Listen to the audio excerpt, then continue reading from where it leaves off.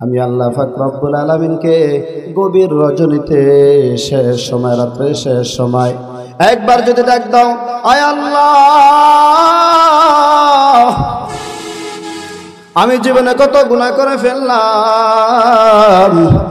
আমি জীবনের শুরু থেকে পর্যন্ত যতটুকু হায়াত পেয়েছি, কেউ 20 বছর, 30 বছর, 40 বছর, 50 বছর হায়াত পেয়েছি।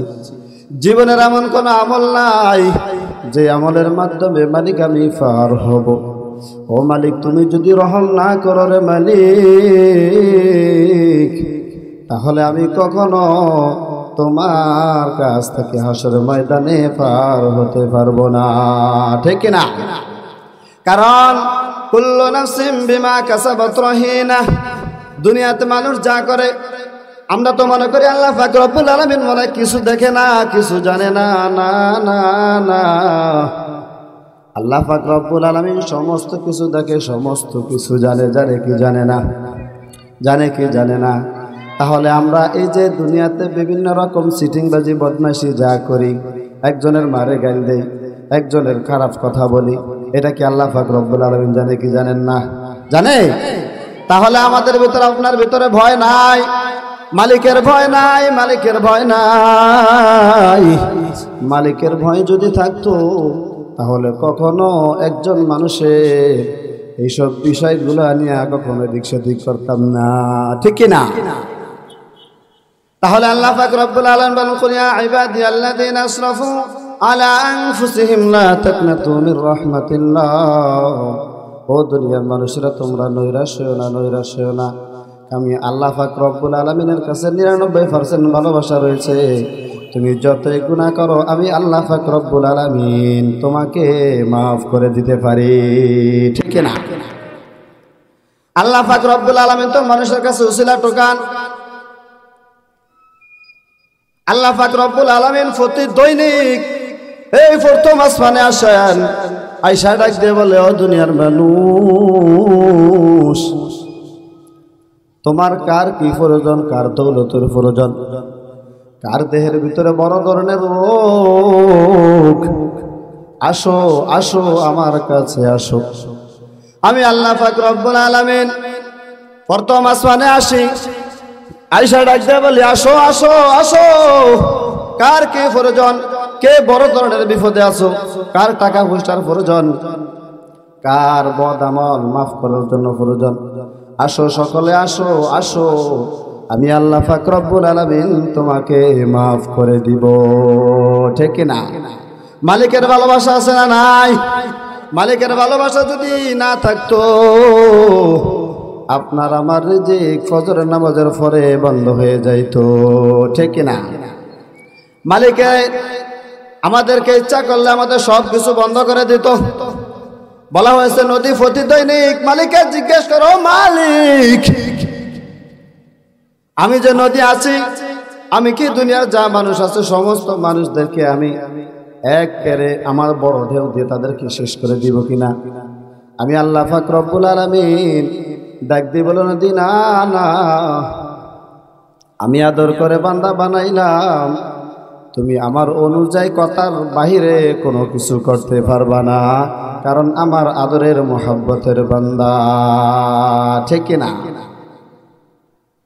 প্রতি দৈনিক এই যে আমরা খাবার খাই, পানি খাই, ভাত খাই, সব কিছু খাই, আমাদের ভিতরে দুটো জিহ্বা আছে। একটা জিহ্বা হলো স্বাদ বহন করে, আমরা যেই ফল খাই, যেই কোনো ধরনের ফল খাই, যা কিছু খাই না কেন, এই সমস্ত কিছু এই জিহ্বায়, এটা কি মিষ্টি না তিতা না কোন পথ, এটা প্রথম জিহ্বাটা চেক করে। এরপরে সুন্দর করে দাঁতগুলো ফিট করছে, এগুলা দিয়ে সুন্দর করে জিনিসগুলো, মশলা, একটা ফল বড় আপনি গালের ভিতরে দিতেছেন, কিন্তু জিহ্বায় মিষ্টিটা ধরছে বা চুকা না, ভালো না খারাপ এটা ধরছে, কিন্তু এরপরে এরকম বড় যদি একটা ফল হয়, এই ফলটা ভিতরে সরাসরি যাওয়ার মতো কোনো সিস্টেম নাই, আছে নেই? যেহেতু না, এরপরে দিয়েছে আল্লাহ পাক রব্বুল আলামিন সুন্দর, দেখেন মিশিং দিয়েছে, দাঁত দিয়েছে, এই দাঁত দিয়ে সুন্দর করে আমরা এই বড় ফলটাকে ছোট ছোট করে টুকরা টুকরো করে এরপরে যখন ভিতরে দিব, ভিতরে দেওয়ার আগে একটা জিহ্বা আছে, ওই জিহ্বাটা আল্লাহ পাক রব্বুল আলামিনের কাছে মেসেজ করে দেয়, মানে এই ব্যক্তি যে এই তবারকটা গিলতেছে, এটা ভিতরে দেওয়ার জন্য চেষ্টা করতেছে। মালিক তুমি যদি অনুমতি দাও আমি দিব, যদি অনুমতি না দাও আমি আর দিব না।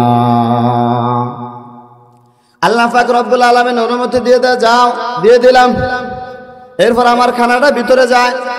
আর যদি না দেয়, আল্লাহ পাক রব্বুল আলামিন যদি অনুমতি না দেয়, তাহলে ভিতরে আর যাবে না।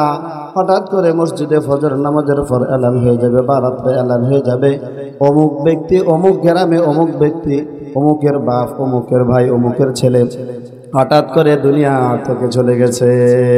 ঠিক কি না? তাহলে মালিকের রহমত আছে না নাই? আমার যে আলোচ্য বিষয় আল্লাহ পাক রব্বুল আলামিন বলেন ওয়ালা আসর, সময়ের শপথ। শপথ তো করে দুনিয়ার মানুষ, আল্লাহ পাক রব্বুল আলামিন কেন শপথ করলেন? সময়ের কসম কেন করলেন?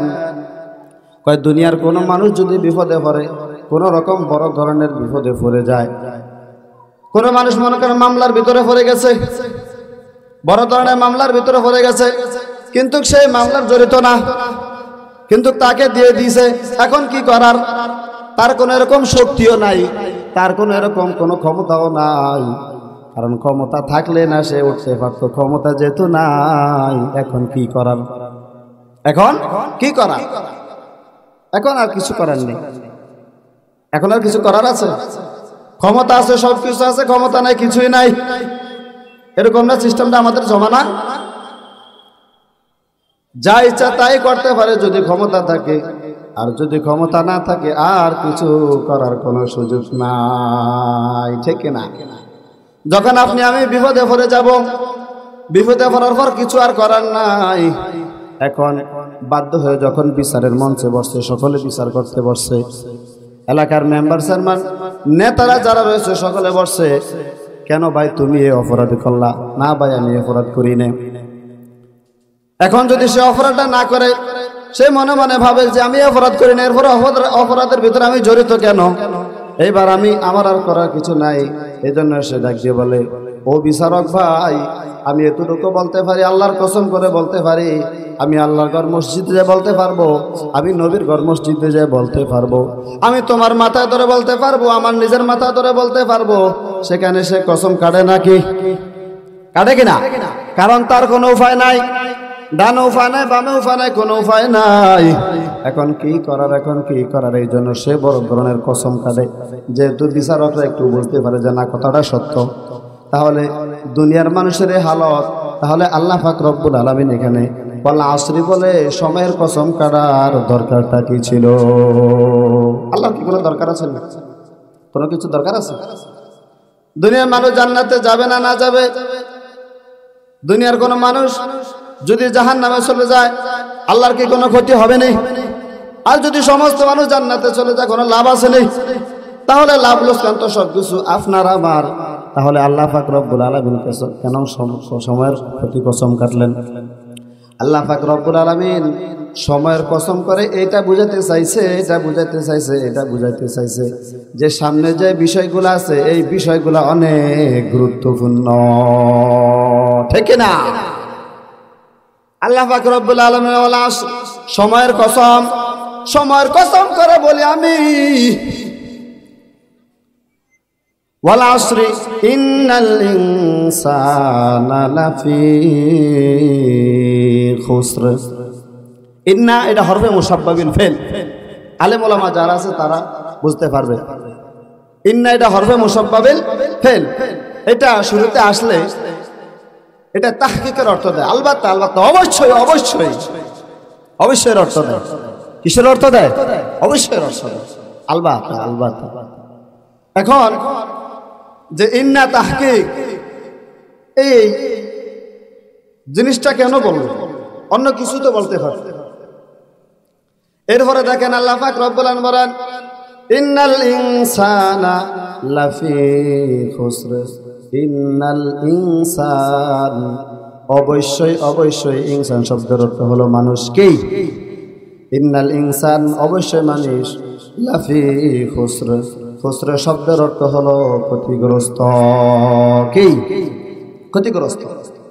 অবশ্যই অবশ্যই প্রত্যেকটা মানুষ ক্ষতিগ্রস্ত। প্রত্যেকটা মানুষ বড় ধরনের ক্ষতিগ্রস্তের ভিতরে রয়েছে। এরপরে আয়াতে আল্লাহ পাক রব্বুল আলামিন বলেন ইল্লা তবে ইল্লাল্লাযীনা আমানু ওয়া আমিলুস সলিহাত ওয়া তাওয়াসাউ বিল হাক্কি ওয়া তাওয়াসাউ বিস সবর। তবে ক্ষতিগ্রস্ত ওই ব্যক্তি নয়, কোন ব্যক্তি? তারা হলো চারজন ব্যক্তি। কয়জন? এক নাম্বার ইল্লাল্লাযীনা আমানু, যারা ঈমান গ্রহণ করছে, ঈমান আনছে। এখন ঈমান কি জিনিস? ঈমান অনেক বড় ব্যাখ্যার জিনিস। এত কিছু বোঝার সময় আমার আর নাই, কারণ যেহেতু আমি বয়ান করতে বসি না, আমাদের প্রধান অতিথি বসে আছে, আমার বয়ান করার অভ্যাস নাই, বয়ান পারিও না। তাহলে এই সূরা যেহেতু নিয়েছি, এই সূরার কিছু কথা বলার জন্য ইনশাআল্লাহ চেষ্টা করব। কি বলেন? ইল্লাল্লাযীনা আমানু, ঈমানওয়ালা ব্যক্তি।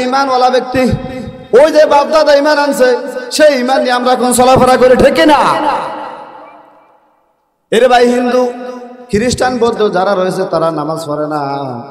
তাদেরকে যদি জিজ্ঞাসা করো, ভাই তুমি কেন নামাজ পড়ো না, তুমি কেন মুসলিম, এটা যে ধর্মটা যে সত্য, তুমি কেন এটা বোঝো না? বলা তাদেরকে যদি আপনি বলেন, আপনার বন্ধু হিসাবে যদি কোনো ভাই বিধর্মী থাকে, যদি হিন্দু থাকে, তাকে প্রশ্ন করে দেখবেন, ভাই তোমরা এটা করো কেন, তোমরা কি মুসলিম ধর্মের সত্য জানো না? তারা বলবো অবশ্যই জানি, কিন্তু কেন করো না? না করার কারণ হলো বাপ দাদার জিনিস বলতে পারি না, ঠিক কিনা? আল্লাহ রাসূল সাল্লাল্লাহু আলাইহি ওয়াসাল্লামকে তখনকার জমানায় সমস্ত বাতিলেরা বলছিল যে রসুলে আল আমিন, তার মতো ভালো মানুষ এই দুনিয়া তার হতে পারে না। আল আমিন বলে বিশ্বাস করছে। দুনিয়ার মানুষ যা করত তাকে অনেকটা বিশ্বাস করত। বিধর্মী যারা ছিল তারা অনেক বিশ্বাস করত। মনে করত যে মক্কার জমিনে তার মতো ভালো মানুষ আর কেউ হতে পারে না, ঠিক না? এরপরে যখন হঠাৎ করে আল্লাহ রাসূল সাল্লাল্লাহু আলাইহি ওয়াসাল্লাম সকলকে এই দাওয়াত দেওয়া শুরু করছে, কালেমা তাইয়্যিবা লা ইলাহা ইল্লাল্লাহু মুহাম্মাদুর রাসূলুল্লাহ, এক আল্লাহকে মেনে নাও, মুহাম্মদকে রাসূল হিসাবে মেনে নাও। এই কথা যখন বলল, তারা সকলে পরামর্শ করলো, এই কদিন তো রাসূল ভালো ছিল, এখন কি বলল এটা আমরা মানতে পারি না, ঠিক না? রাসূল তো অসহায় অবস্থায় আল্লাহর কাছে দোয়া করে, আল্লাহ মক্কার জমিনে সবচেয়ে বড় দুইজন ব্যক্তি, তার ভিতরে একজন ব্যক্তিকে আল্লাহ তুমি দয়া করে কবুল করো। আল্লাহ পাক রব্বুল আলামিন ডাকতে বলে, মুহাম্মদ আমার বন্ধু, তুমি যেহেতু বলছ, তোমার মুখ দিয়ে যেহেতু বলছ, আমি আল্লাহ পাক রব্বুল আলামিন কবুল না করে আর পারলাম না, ঠিক না? ওমর রাদিয়াল্লাহু তাআলা আনহুকে কবুল করে ফেলছে, অথচ এর আগে জিজ্ঞাসার জন্য কে প্রস্তুত আছো, কে এমন সাহসী আছো, তোমরা দাঁড়াও। সকলের মাথা নিচুর দিকে, কারণ মুহাম্মদের চেহারার দিকে যদি চাইতো সকল মানুষের মন ভরে যাইতো। ওমরের মতন বীর পুরুষ দাঁড়িয়ে বলল, আমি পারবো। এরপরে যখন পারবো বলে রওনা দেওয়ার সময় হঠাৎ করে একজনের সাথে সাক্ষাৎ। ও ওমর, তোমার মেজাজ একটু গরম দেখা যায়, মনের ভিতরে কেমন জানি একটু তেজি দেখা যায়, এই তেজ অবস্থায় তুমি কোথায় যাও? ওমর রাদিয়াল্লাহু তাআলা আনহু ডাক দিয়ে বলে, আমি যাই মুহাম্মাদের মাথা আনার জন্য। বলেন না নাউজুবিল্লাহ। ডাক দিয়ে বলল, মুহাম্মাদের মাথা আনতে যাও, ঘটনাটা কি? মুহাম্মদ কি তোমার জমিন খাইছে? মুহাম্মাদের জমিনের সাথে তোমার জমিন কি ভাষাভাষি আছে, নাইল কাইটা লাইছে, আছে না নাই? মুহাম্মাদের সাথে তোমার সাথে কি শত্রুতা? আমি ঘটনাটা কি একটু খুলে বলবেন নি? বললো, তোমাকে এত কিছু বলার টাইম নাই, মুহাম্মাদের মাথা আনতে যাই, এইটাই আমার কল্পনা। মুহাম্মাদের মাথা আনার জন্য দৌড়। যে ব্যক্তির সাথে সাক্ষাৎ হয়েছে বলল, ভাই একটু বলো না। ও মুহাম্মদ বলল, ওমর তুমি একটু বলো, কেন তার মাথা আনতে যাও? বলল, সেই কয়দিন ভালো ছিল, এখন কেন কালেমার দাওয়াত দেয়, এক আল্লাহর কথা কয়, এই জন্য তার মাথা আনবো, তাকে আর দুনিয়াতে থাকতে দিব না। ওই ব্যক্তি ডাক দিয়ে বলল, মুহাম্মদকে মারার আগে তোমার কলিজার টুকরা বোন মুহাম্মদের পাগল হয়ে আছে। এবার বলল, তাহলে কি করা যায়? বলল, আগে মুহাম্মদ, পরে বাদ দাও, তোমার আগে বোনের বিচার করো। বোনের বিচারে জানা বোনের বাড়ির দিকে রওনা। যাইতেছে যাইতেছে যাইতেছে, আজকে বোনকে রাখবো না, দুনিয়ার থেকে বিদায় করে দিব। যখন কাছাকাছি গেলেন, বাসার ভিতরে দেখা যায় গুনগুনে আওয়াজ, কোরআনের আওয়াজ চলতেছে। আহা, কোরআনের আওয়াজ এত মজা, এত মজা, এত মজা, এই দুনিয়াতে আর কিছু হতে পারে না, ঠিক না? আহা, কোরআনের আওয়াজ কত মজা। কপালে বড় দুঃখ, আমাদের সমাজের ভিতরে, আমাদের গ্রামের ভিতরে, আমাদের ঘরের ভিতরে, আশেপাশে কোনো কোরআনে হাফেজ নেই। এটা কত বড় একটা দুঃখের বিষয়।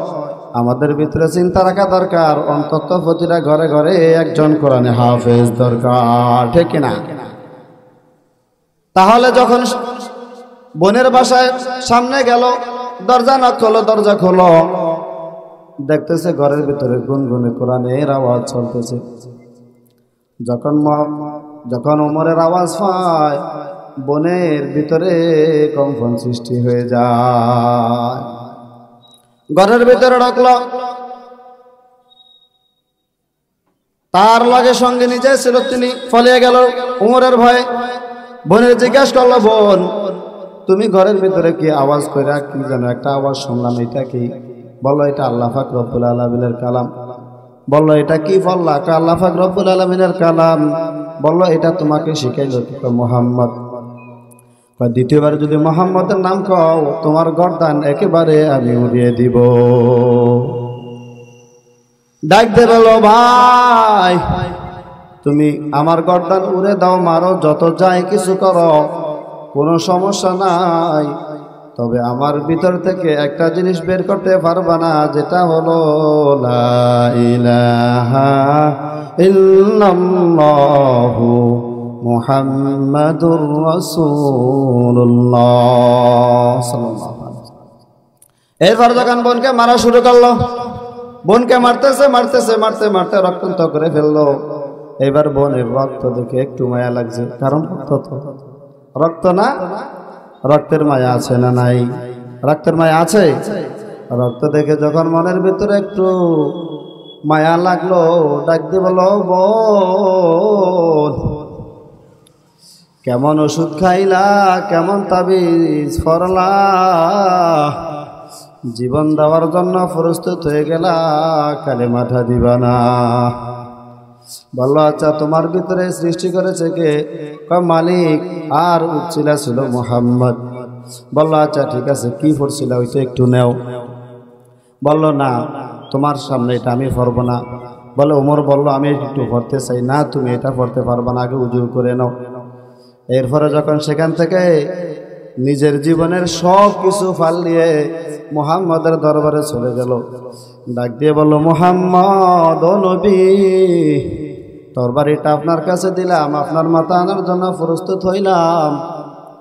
আমার পথে ভুল সংশোধন হয়ে গেছে, এবার আমার মাথা আপনি নিয়ে নেন, ঠিক কিনা? আহা, ভালোবাসা আছে না নাই? তাহলে মানুষের জীবন পাল্টাইতে বেশি সময় লাগে না। উমরের মতো মানুষ কবুল আল্লাহ পাক রব্বুল আলামিন করে ফেলছে, ঠিক কিনা? ইল্লাল্লাযীনা আমানু ওয়া আমিলুস সালিহাত, তাদের ভিতরে ছিল ঈমান। ওই ঈমানকে যদি আপনি আমি গ্রহণ করতে পারি, তাহলে জান্নাত পাওয়ার আশা আছে না নাই? আমাদের ভিতরে ঈমান, এমন ঈমান ফিট করেছি, যেই ঈমানে ফজরের নামাজ পড়াইতে পারে না, যেই ঈমানে পাঁচ ওয়াক্ত নামাজ পড়াইতে পারে না, ঠিক কিনা? আছে নেই? তাহলে আমাদের ভিতরে পরিপূর্ণভাবে এখনো ঈমান ঠিক হয় না। তাহলে প্রত্যেকটা মানুষ ক্ষতিগ্রস্ত। তবে ওই মানুষটা নয় যে মানুষটা ইমানওয়ালা। ইমানওয়ালা আসলে আমরা তো ইমানওয়ালা হতে পারি না। উমরের মতো মানুষ যখন পরিবর্তন হয়ে গেল, তারা ছিল বড় ইমানওয়ালা, ঠিক কিনা?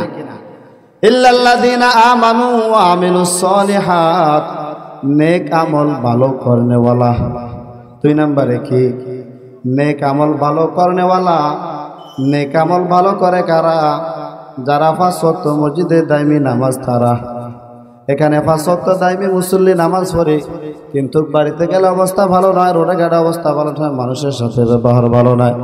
এটা কখনো আমিলুস সালিহাত হতে পারে না, ঠিক কিনা? সমস্ত জায়গায় আমিলুস সালিহাত সুন্দর হতে হবে। যদি সুন্দর হয় 2 নম্বরের সিরিয়ালে আপনি আছেন, ঠিক কিনা?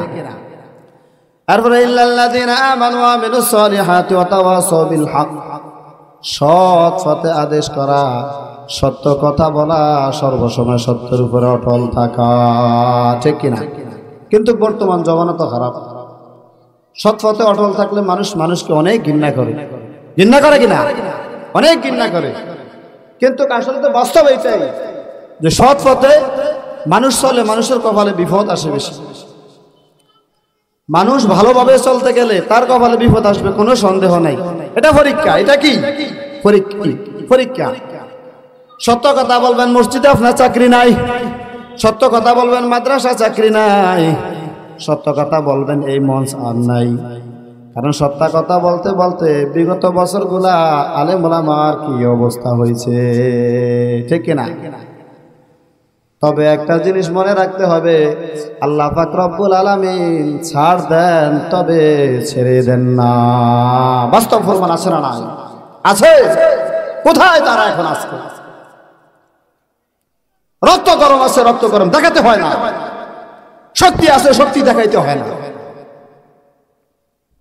এই শক্তি একদিন ফিনিশ হয়ে যাবে। আজকে রক্ত গরম আপনার, একদিন থাকবে না। এটাকে বিশ্বাস করতে হবে। শক্তি আছে, দেখাতে নাই, একদিন এটা থাকবে না। ইতিহাস দেখেন না, দাদা চলে গেছে, দাদি চলে গেছে, এরাও এক সময় মরিচ দিয়ে ভাত খেয়ে আপনার 2 জনে 5 জনের মতো মানুষ কাজ করেছে। তারা আজকে কোথায় চলে গেল? এটা তো ইতিহাস থাকা দরকার, এটা বোঝা দরকার। আজকে আমি যুবক রয়েছি, শরীরে শক্তি একটু বেশি গরম, তবে আপনি মনে রাখেন আপনার একদিন এরকম হবে। কারণ যে সমস্ত আল্লাহ পাক রব্বুল আলামিন কুল্লু নাফসিন যায়িকাতুল মাউত, যাদেরকে ফেরান দিয়েছে তাদেরকে একদিন নেবে, কোনো সন্দেহ? এটা তো ইতিহাস সামনে। দাদা, আমাদের দাদা দাদি নানা নানি ছিল না? তারা আছে এখন? আপনার সেই শক্তি কম ছিল? যা করেছে তার ফলাফল এখন পাইতেছে, যা করেছে তার ফলাফল এখন পাইতেছে। মানুষের ক্ষমতা, নিজের ওয়েট ভালো থাকা অবস্থায় অপব্যবহার করতে নাই, করলে মানুষের কাছে ঘৃণিত হয়ে যায়। ক্ষমতা থাকা অবস্থা, শক্তি থাকা অবস্থা যখন যে মানুষটা সবর করতে পারে, নিজেকে নিজে কন্ট্রোল করতে পারে, মানুষটাই সমাজের ভিতরে দামি হয়, ঠিক কিনা? এই জন্য এগুলো বোঝা উচিত। আজকে আমাদের ক্ষমতা রয়েছে, আগামী দিন থাকবে না, এটা সন্দেহ। এটা কোনো সন্দেহ নাই। আজকে আছে, কালকে থাকবে না, কালকে আসতে পরশু দিন থাকবে না। এই জন্য নিজেকে সর্বসময় কন্ট্রোল করে নিও দরকার, যে না আজকে আমি পাওয়ার আছে, এক সময় থাকবো না। এটা নিজেকে নিজে বুঝতে হবে। এই জন্য করা যাবে না, ঠিক কিনা? হক কথা অবশ্যই বলতে হবে, হক কথা। ইল্লাল্লাযীনা আমানু ওয়া আমিলুস সালিহাতি ওয়া তাওয়াসাউ বিল হাক্কি ওয়া তাওয়াসাউ বিস সবর। শেষ নাম্বার 4 নাম্বার হলো সবর করা, ধৈর্য ধরা, ঠিক কিনা? সমস্ত কাজে ধৈর্য ধরতে হবে। আর ধৈর্যের ফলাফল সবচেয়ে ভালো হয়, এটাও আপনি বুঝতে হবে, আমিও বুঝতে হবে। হাজারো কষ্ট আসছে, ধৈর্য ধরবো। ইবাদতের ভিতর ধৈর্য ধরবো। কারণ 2 রাকাত নামাজ পড়া ধরলে শয়তান এদিক সেদিক করে, ওইটা মনে করে দেয়, এটা মনে করে দেয়, বিভিন্ন জিনিস মনে করে দেয়। এরপরে নামাজ পড়তে আসতে অলসতা লাগে, ভালো ইবাদত করতে গেলে ভালো লাগে না। সর্বসময় ধৈর্যের সাথে 5 ওয়াক্ত নামাজ পড়তে হবে, ঠিক কিনা?